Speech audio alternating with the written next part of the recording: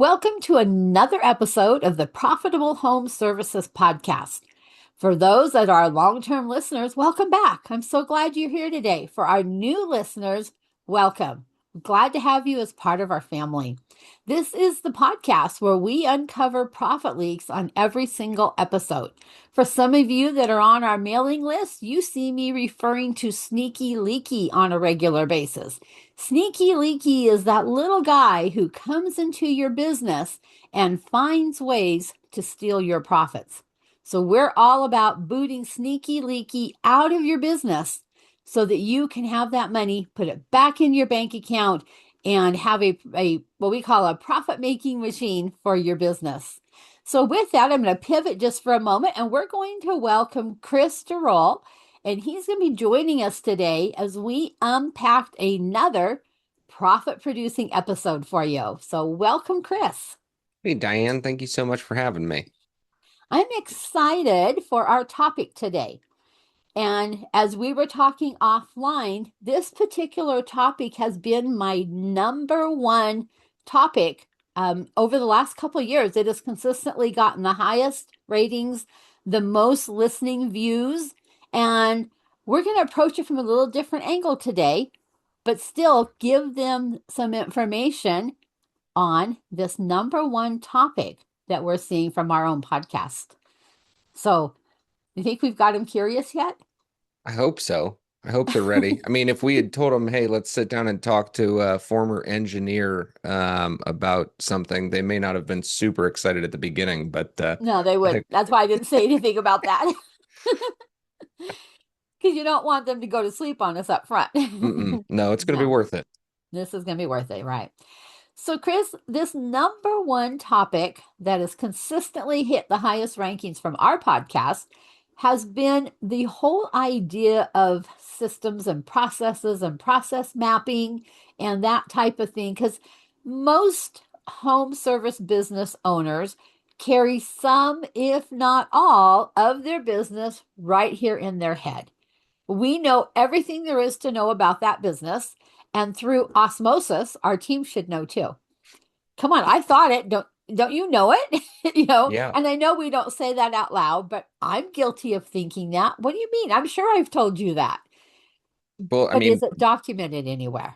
no, and think of the training I went through as a roofing contractor and what probably most of the other contractors out there, if you hired somebody new, it's hey man, sit in the truck or hey miss, why don't you hop in the truck next to me for a week and I'm going to try and dump as much of that process from here into you while we're driving and you're probably helping me do something else. Right. And then we wonder why our team makes mistakes, why we have to go back out and redo things, or why something does, in your case, a roofing company doesn't pass an inspection, or why, and the list just goes on and on and on. Why did this happen? We must have a bad employee. And in reality, we didn't plug in from here to their head. Well, we missed something in the middle. And so let's dig into that today Let's do it. because I think most employees and team members, I'll just call them team members, really do want to do a good job. I think, and I know there's outliers, but for the most part, they really want to do a good job. They want to work hard for your company. They want to make your company look good, the homeowner happy, those kinds of things. They really do have that as a goal. But if we don't set them up for success, we're doing our team a disservice. And we are too busy to even realize that. Yep. And the people that we started off maybe as somebody that swung a hammer, turned a wrench. It's like, hey, I was going to do this on my own. We might be really good technicians, but it doesn't necessarily mean that we are good owners or managers of people or hiring or training. A lot of those things that when it comes down to it, we can solve a lot of these, even if you didn't have that background, just by having processes in place. Right. And I think it's a large jump, not like a physical jump, but a large jump meant probably mindset wise more than anything. When you hit the point in your business where you've moved out of the truck, you're no longer out there swinging the hammer, turning the wrench, running the wire, whatever it might be. And now you're trying to run this business. So you've hit that 1, 2, 3 million point, And now you're working on, how do I run this business? What do you mean I've got to act like a CEO? I don't even know what a CEO does. Because I've been doing the technical side of this business for so many years. And I see the guys and gals doing their best to step into that role, but then something happens out in the field and they jump back in the truck to go take care of it. And 2 months later, now they're going to get back into the office again. And it's this never ending cycle that maybe we could lighten or shorten or lessen the cycle if we had processes that were documented in a way where everybody had access to them and everybody could learn from them, because we're doing some trainings and stuff with our teams. Yeah, 100%. And I think most people just get scared by the idea, whether they want to admit that they're scared or not, is just it's such a new concept to think through. Like, okay, they say I need a process, and what they envision it needing to be versus the reality of what it needs to be effective. It's a lot less work than they expect. And once they Okay. really kind of understand, hey, how do I document my process? How do I think about my process? Turns out, post-it notes and a Sharpie, like this is where you can start and get a lot of really good results. So you don't have to be an engineer to do processes and systems and things. No, no, get some whiteboards, get a post-it and go to town putting it on a wall. That's where I tell folks to start all the Yeah. time. I have these whiteboard cards. Um, they're the size maybe of a cell phone. So Hmm. whiteboard cards. And I love those in my own office when we're trying to figure out something, because I can go to my conference room table and we just start writing things on these cards, and then we can move them around and turn it into a system where at first it's just a brain dump. Yes. Yep. And it makes no sense when you first start trying to lay that out. But it's amazing. Cards, sticky tabs on a wall does the same type of thing, where you could move it around and says, no, this makes more sense if you do these two things first and then you do this. Because in our minds, we know what the process is and we tend to miss steps, and then they can't follow it. Yeah, and one of the exercises I talk to a lot of contractors about is we can make it really simple. And if you think about how we're going to fix problems in our business, where can we fix problems in our business? Let's just write down where the problems are popping up first, and then we Yes. root cause how to go solve those ones first. And so we don't need to understand, every little piece and detail of what happens from start to finish. If we said, hey, we've got to at some point generate interest to market this to a customer, then we sell it to them, then we produce the work, and then we keep score on the work that we just produced. Those are kind of our buckets. And so, where does our problems pop up the most? Is it we're not getting enough leads, or is it by the time we get these jobs done, maybe we're not getting paid, or we turns out we're not getting them done profitably because we never tracked our numbers? We can figure out where's the issue, pinpoint that, and then really jump into defining that's the process we got to go into first. And so, like you said, it's get some notepads out, get the whiteboards, sticky notes. If you got an iPad, do it on the whiteboard app on the iPad and just start writing those down of like, let's identify the problems that are happening. Because until we even identify all the problems that pop up, we may Mhm. not even address the right ones in the right order. And I'm sure there's people listening, and you can think of people where it's somebody you're working with and you met with them a week ago. And then the next week, it's the new problem. And then the next week, it's a new problem. And every week, we've got to solve this new problem. And yet, we're really not solving the right problem. We're just solving the most frequent or most often seen or heard problem instead of the root cause, which could be Right, something completely different. And we just right. haven't sat down together for everyone on the team to understand, hey, this is where it's happening and why. And so if you just sit down, it's like take an extra block an hour onto a sales meeting in the Mondays and say, hey, we're going to take time out of our day to really focus on this and talk through it together. This is where we're going to talk through and say, all right, the problems we've had in the past month, was it here, here, or here? And if you're one of the business owners who already has a CRM set up, some people will move it by the cards in their CRMs, the stages of the CRM. Okay, let's kind of talk through it that way. And to your point, if we're working on something that we can move around, as we kind of think through, here's what our current process could be, we can then map out what's our maybe a better process, how we relay this out, who owns which card, et cetera. And when our team is running into issues, we know at least who's the person to solve it when that pops up. Where a lot of the issues we have is just nobody knows that it was their job to solve this. And so it's like, well, why didn't you fix this? And it's like, you never told me this when we did our 1 week in the truck. And so I didn't Right. know. And every time I'm fixing a problem, I mean, I lived this as a roofer where I remember talking to my father-in-law, and it's like, I know you're a little pissed off right now, but the good news is each time you've called me, it's not a problem we've already solved. So there are new problems every time. It's just we continue to have new problems we've got to come up with solutions for.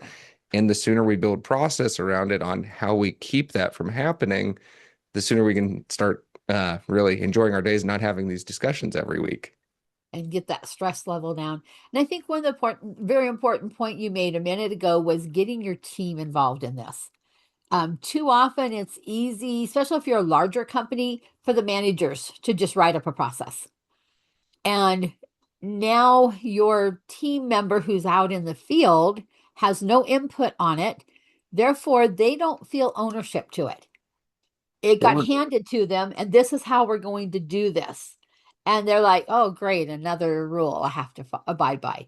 Instead of getting them involved and as a team brainstorming and how can we fix this problem? And the person out in the field may have a better answer than the person in the office who Yep. isn't out in the field and stumbling across whatever that caused the problem to begin with.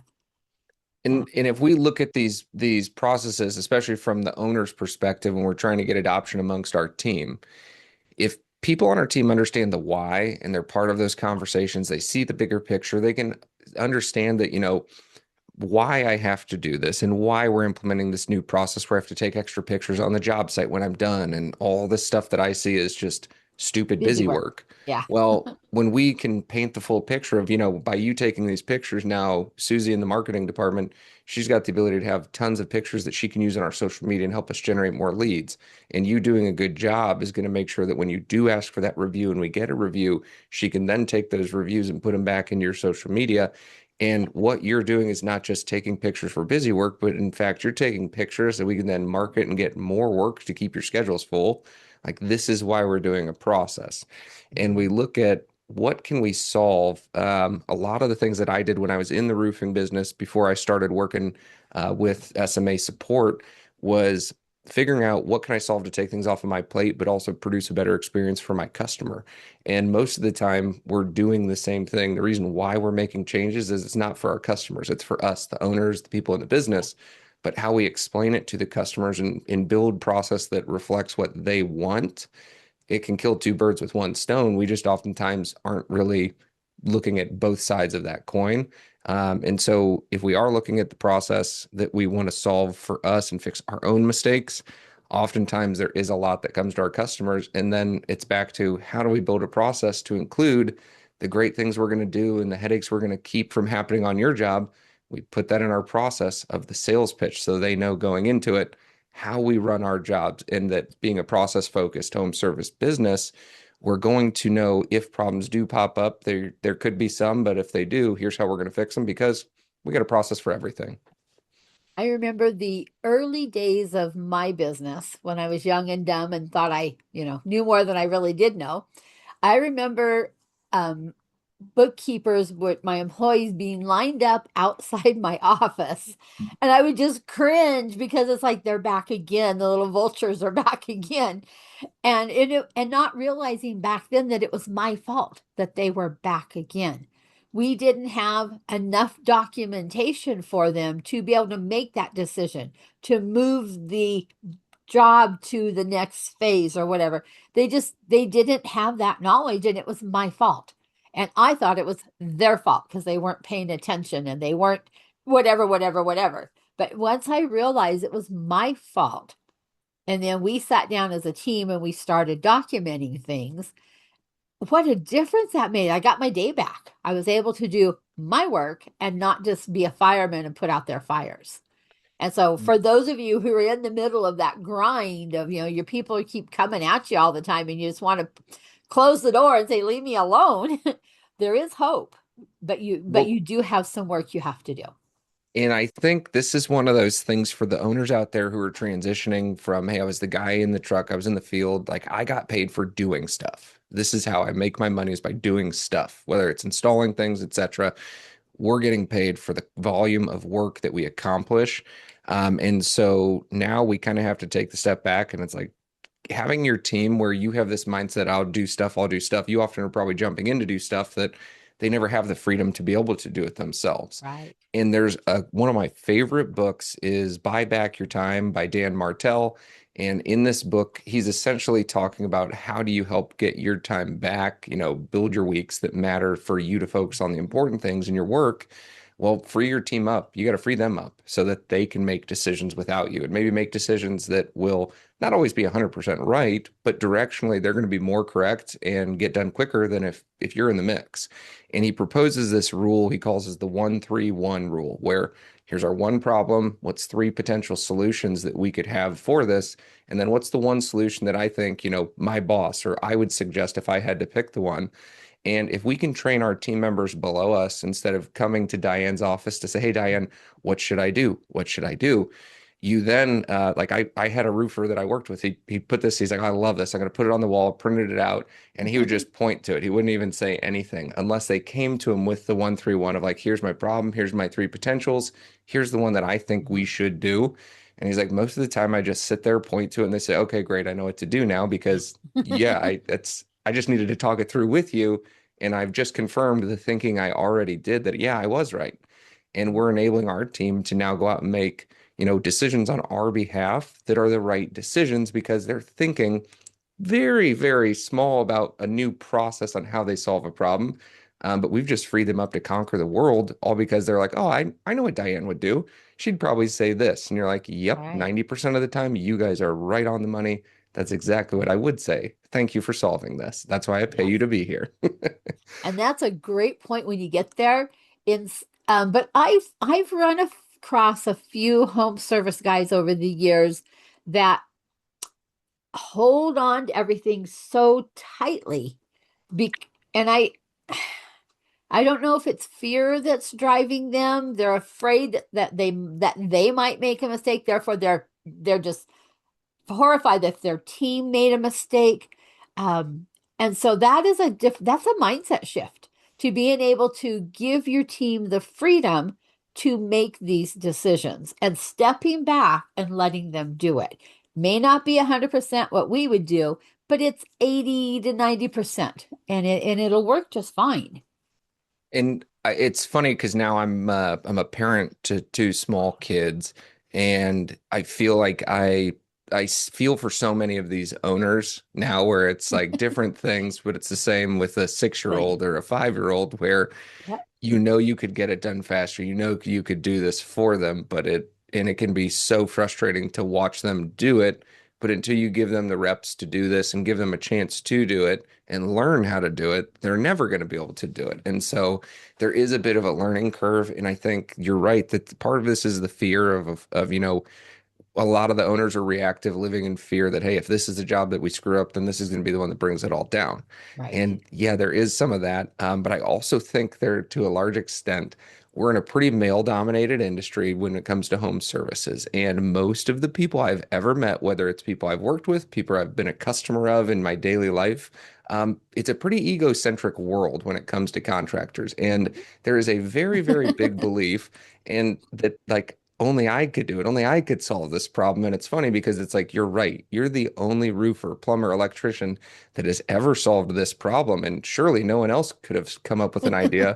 And that's why you're only at 2 million and they're at $40 million and have franchised and scaled. Like, yeah, you're right. You're the only one that could fix The this. only one. Yeah. And so the sooner people understand, like, there's always some defense mechanisms, I think, built into us as an owner when we're in those seats that that's that chip on the shoulder that helps us become successful. But we also have to understand is like as much as we want to think we're the best and the greatest, at the end of the day, when you're the one running that business, the best and the greatest owners are the ones that have everybody on their team able to do it without them, and not being the owners who do it all themselves.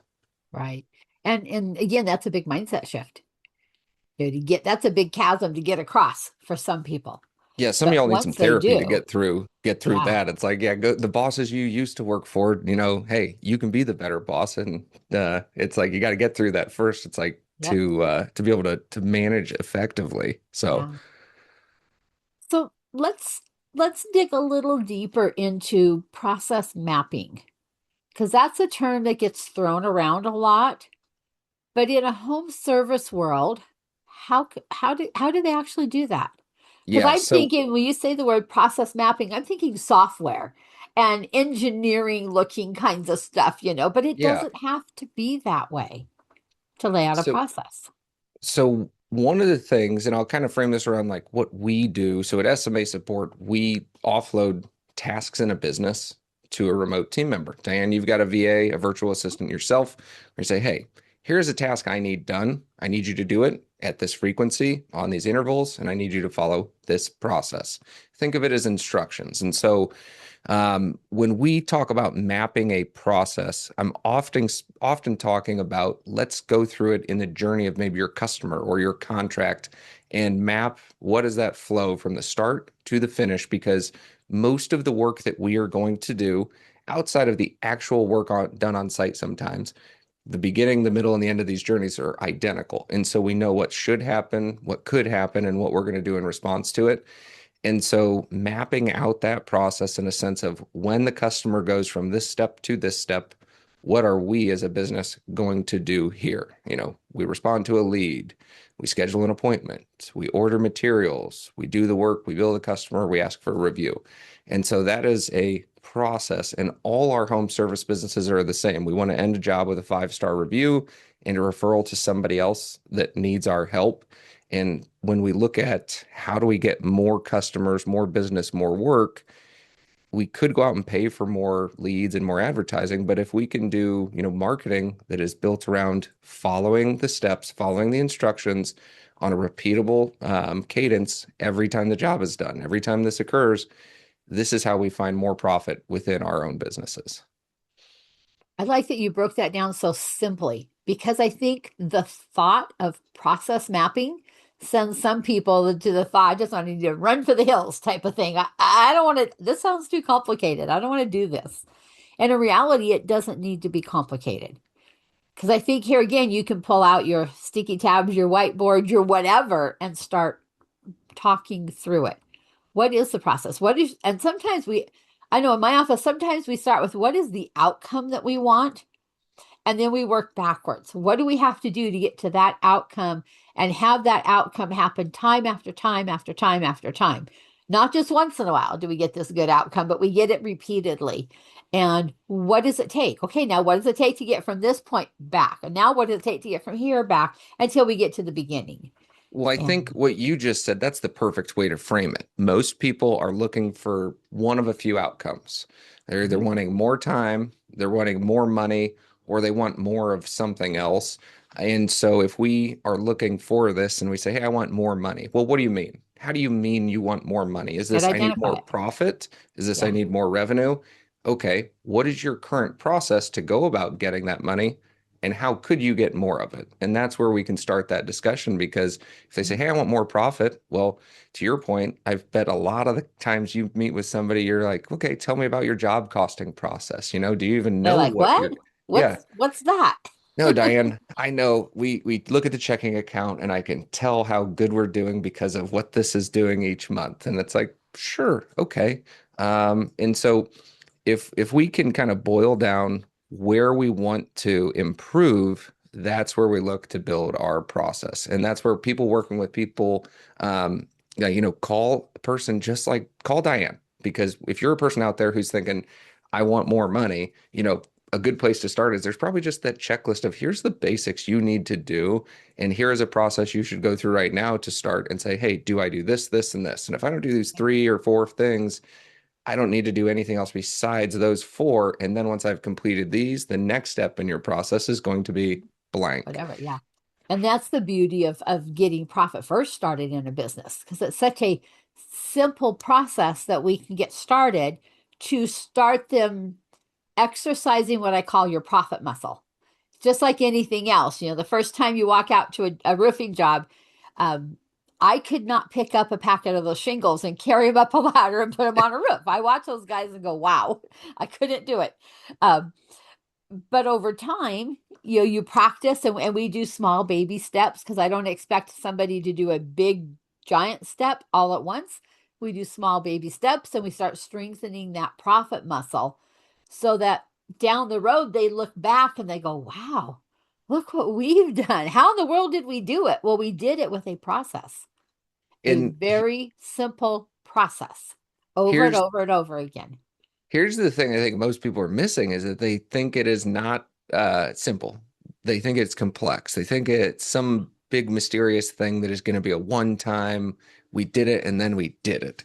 And what the reality is why you're not making as much money as you want to, or why you're not as profitable as you wish you were, is because you're not doing a lot of really little easy things.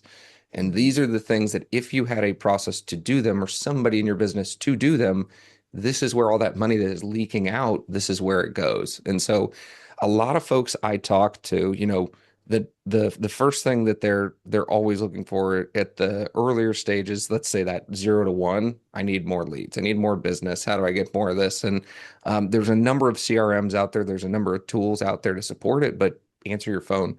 What's your process to handle that lead and treat it like gold when it comes in? Because you can't tell me you need more leads when half of the leads you get go to your voicemail because you're talking to a homeowner. And Right, so, you're maybe spending 1,000 on Google Ads right now because I don't have a lot to spend. And yet every time that phone click happens and you get that phone call, they're going to your voicemail and you're just leaking money right out the right. first interaction. And so there's so many different areas where we can say, hey, here's where you start. Are you doing everything you can in this phase before you move to the next phase of it and start at that beginning of your customer journey? And so before you worry about more leads, it's how are we treating every lead we get? And do we have an established process on how we're going to respond? Thankfully, most of the CRMs out there have the automated messaging. So the lead comes in, it's going to text you back and say, hey, Diane, thank you for booking the appointment. We're excited to meet you, yada, yada. But if you don't have that set up, go look at those. Talk to Diane about what she might refer for your business, because I know every trade, we've all got different niches of which CRM maybe is a better fit. And so talk to somebody like Diane because she can help steer you to here's a tool that's going to help you start seeing the information you need to see. And then once we can see this, now we can put a plan together of where do we attack first. Right. And making sure that you give those customers the best experience you can possibly give them.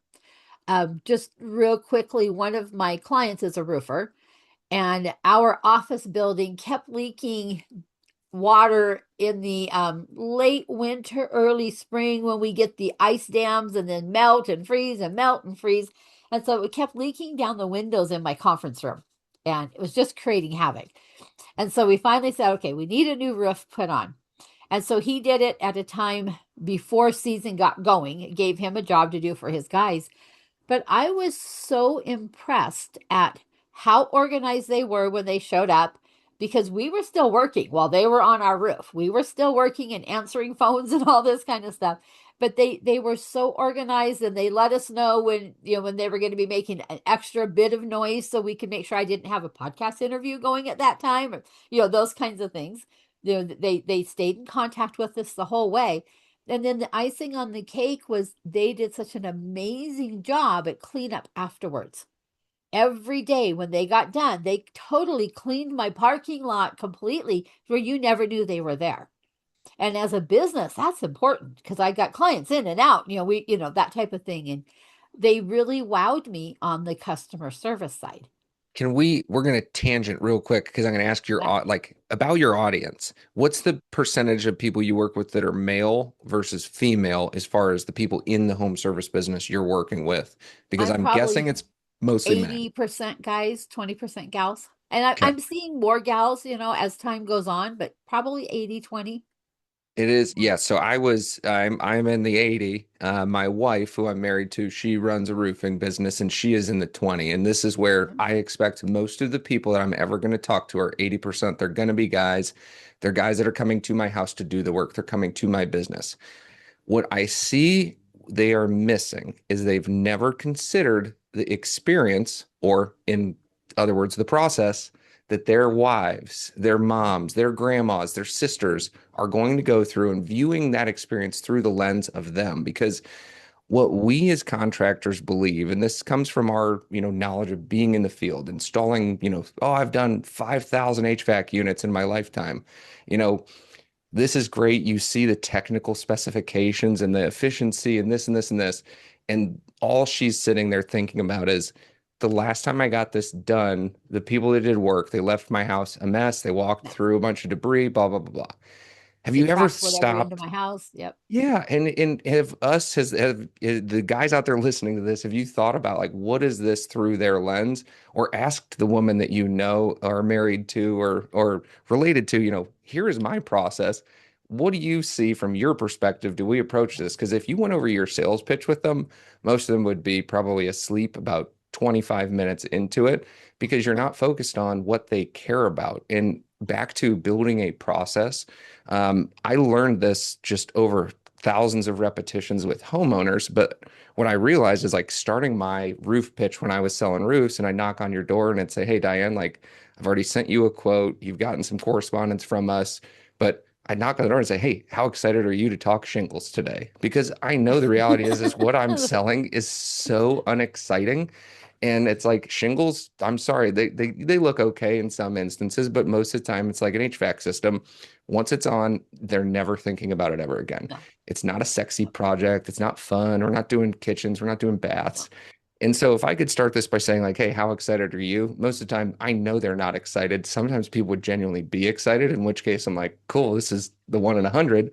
But now I could say, great, I know you're not that excited, Diane, but what are you excited to talk about? Is there something like, have you done this before? Where are you at on this journey? And let me understand where you're at because I might completely change what I'm about to tell you based on what you just started with. And if you just said, right. hey, we've got some other bids, we've had this, we got this going on, and I'm really concerned, like my landscaping, I see you have nice landscaping. Oh, that little Japanese maple tree. If that gets smushed when I do your roof, hey, Diane, the number one thing before we get into anything else I tell you, I love that tree too. And no matter what happens on our job, if anything ever happens to a flower out here before the end of the project, when we get finished, we have a process to ensure that you are happy. I'm not going to send you your final bill until we come back out, confirm we did what we were supposed to, and everything was your satisfaction. And before that, before I send you the bill, if there's anything that I can do for you, you tell me. And if that includes, hey, I stepped on a plant, I stepped on a bush, whatever, we're moving a lot of material off your home, but I have a process to make sure you are going to be taken care of. And hopefully, I will never see you again because when I'm gone, it's the rest of my team's job to handle this. And how do I know it's going to be completed to your satisfaction? It's Mhm. our process. And when Right. we would talk about what's their concern and then speak to what process we had to make sure their concerns would be addressed, I became an order taker. I would show up and just close roofs because it's not about selling the products. It's about figuring out how can I show to them we are the right choice. Mhm. And no matter what happens, a lot of unknowns could happen, but we are the ones that when those unknowns Right. happen, we have a way to solve them. Right. And I'll go back to my story. We were in the tail end of tax season. So there's people coming in and picking up tax returns, and you're going to be throwing nails and screws and stuff on my ground, and I don't need a bunch of flat tires with my clients, and and they totally addressed all that up front. And we knew exactly what was going to happen, and we knew if we needed to shuffle things around a little bit for pickup and drop offs and things like that, because he knew me well enough that he knew what my concerns would be. The advantage of a client doing it, but I can see your story there from the homeowner's viewpoint. If you came in leading off with that, I'm like, I'm here, sign me up. Yep. Because And this is funny though, because it doesn't have to be a he knows you because of you. He yeah, should know you if he's an expert in what he does. Like he knows what might happen because he's done it hundreds of times before. And these owners that say, like, I can't get this off my plate, I can't hand this to somebody else. It's like, well, when we look at the process of what happens on every job, like out of 100 things that could happen, 90 of them are going to happen on every single job, and we know they're going to happen. So which of these really matter? And that's but he found the ones yeah, that he knew yeah, because he knew you. yep, This is really what matters most to yeah. Diane. So let me give you another story. We just recently had a garage built. And so we had a team of guys in there. They put on a roof, they did all the stuff. And at the end of every day, when they were done, they walked away. There was debris everywhere. And it was still getting dark quite a lot earlier than does now. So I'm coming in a little bit later And my husband was furious with him because you're trying to pick your way through this debris to get into your house. And he finally said one day, he goes, guys, you have got to leave a trail so that she can come through that trail if it's dark. She can come through that trail and not hurt herself. And so after that, they at least left me a trail. But what a difference from the one company who I would definitely refer to anybody and everybody to this company that I probably wouldn't refer Yep. because they've left such a mess. Now, they probably did a great job. I don't know. I don't know. I know But enough to know that perception, yes, the roof won't leak or whatever, but they left such a mess behind that I don't.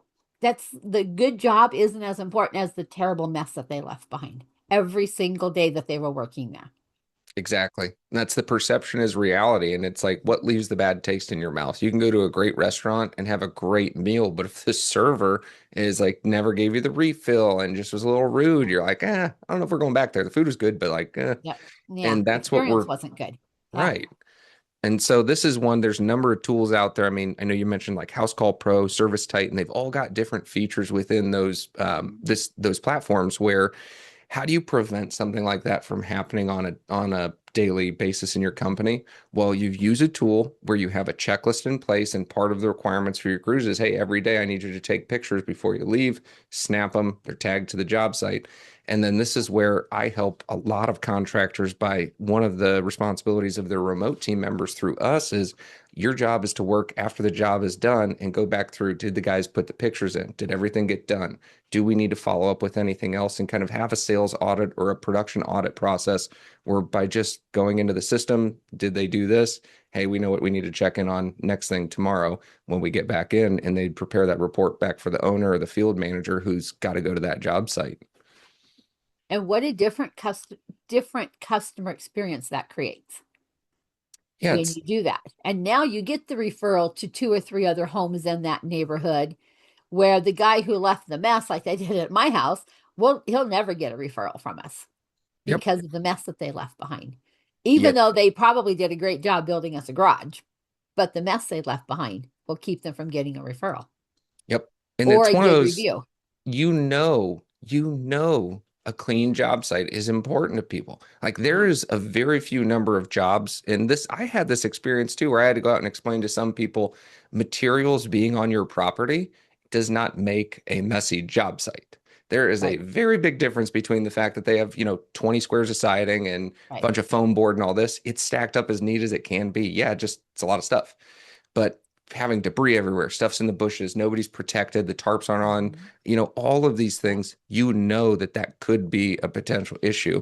And so we look at like, why do these things happen? It's a lack of a process. And so think about when you hire your crews, maybe, and as the case is probably a lot of these garage builds, GC manages it. I've got 4 different subs. I got my concrete guys, got my framing guys, got this, got this.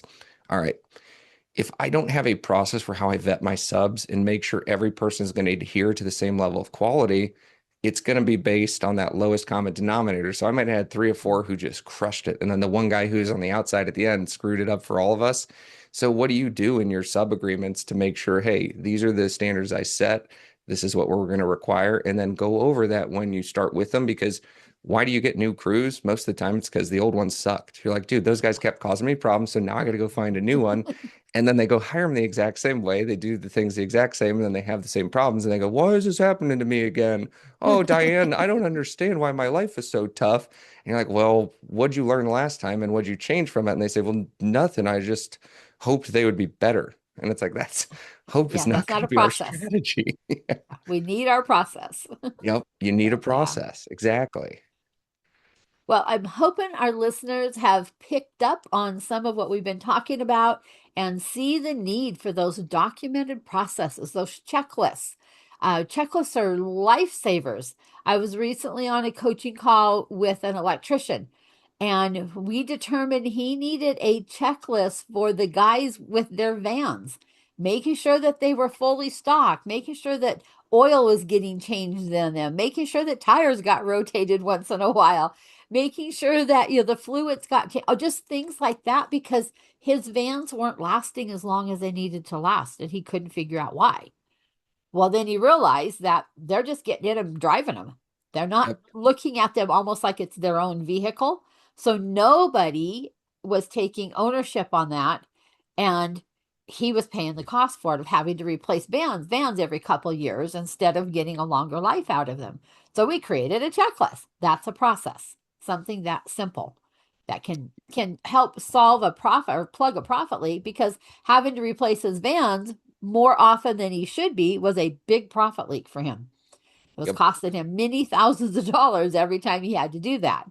And we could extend the life of a van. We could save him probably 80,000 a year when we looked at averaging this out over 2 or 3 or 4 years, about 80,000 a year by just creating a checklist and getting them to use it. Well, I'm And what glad a you said simple plug the for a checklist because profit leak. I'm thinking like one of the things that we do that we make working with remote team members easy is because we understand what most contractors need to do along the way from those front end lead handling to that back end.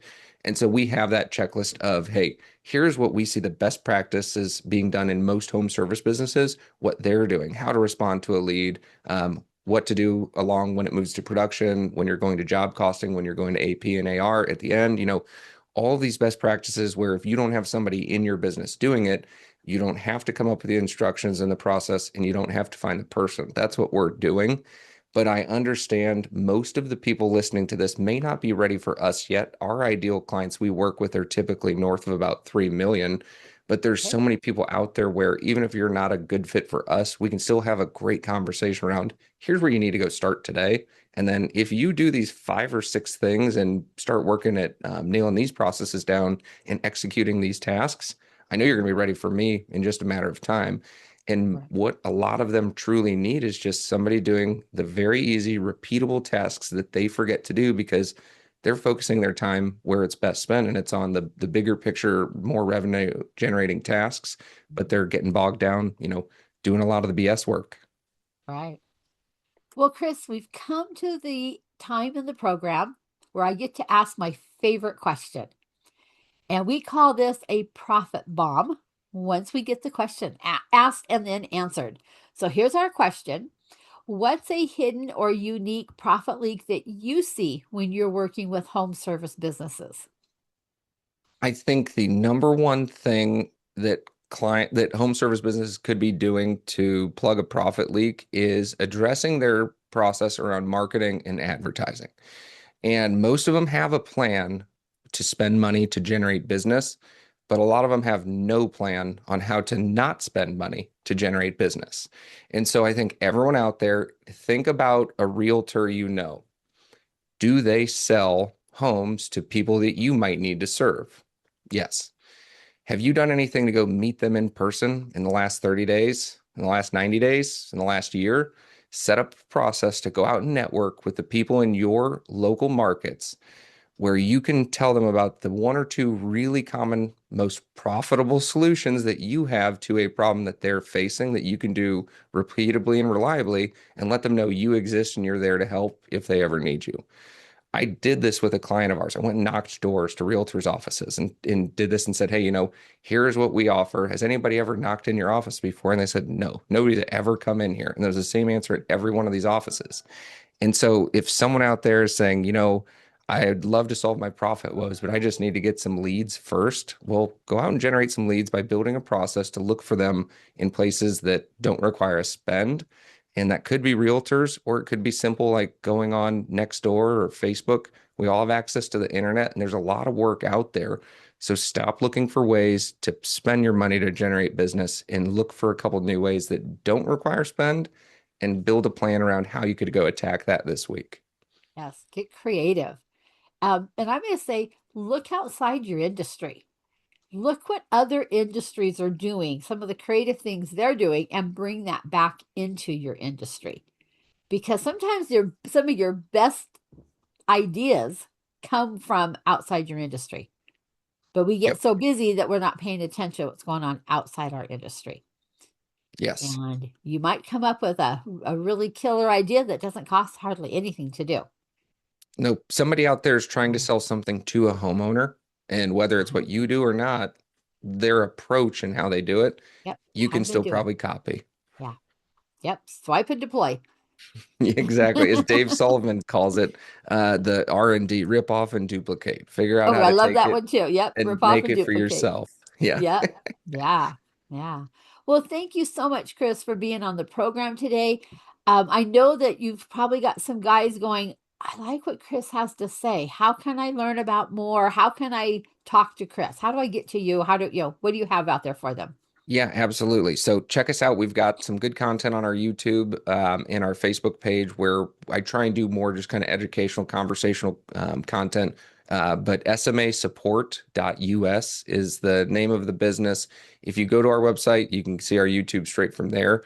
Most of what we talk about is targeted to helping you think around your process, think around the tasks that you could or should be doing to help you address a lot of those leaky buckets. It's frankly the same problems you're trying to help folks solve. Now, this is where we're talking about how do you deploy a person to do it. And so they can always reach out to us, book a process audit on our website, set up some time, talk to myself or Adam, and we'll talk to you about your business and see where we see some low hanging fruit that you could address, even if you don't need a team member in the business yet, for us to deploy and help you with it. Maybe it's just you and you just need the right idea.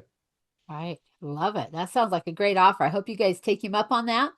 Also, from my side, we will be doing another one of our Profit Hotline workshops coming up again at the end of July on July 29th. And in that workshop, I will show you where you can find at least $200,000 of profit leaking out of your business. Now, you do have to have a couple $1 million in sales for us to do that. Can't come in with 200,000 in sales of help and but on there, I will do a live demo showing where profit leaks out of these businesses. And I'd love for you to come. We'll put the registration link down in the show notes. I would love to have you on the workshop. You will see Sneaky Leaky in action during our workshop and how he's always stealing the profits out of your business. So let's get him locked up, put him behind bars, and get those profits back in your business, back into your bottom line, and back into your bank account.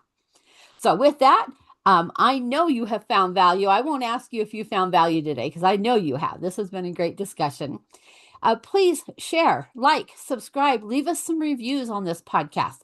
All of those things help us get noticed by more home service businesses. And our goal is to just spread this whole idea about plugging profit leaks. And so the more home service businesses that we can get in front of, the more of you guys have this information and knowledge to where you are now go from a cash eating monster business to a profit making machine business. And that's our goal for you. So that's it for today. Thank you so much for joining us, and we'll catch you on the next episode. Bye for now.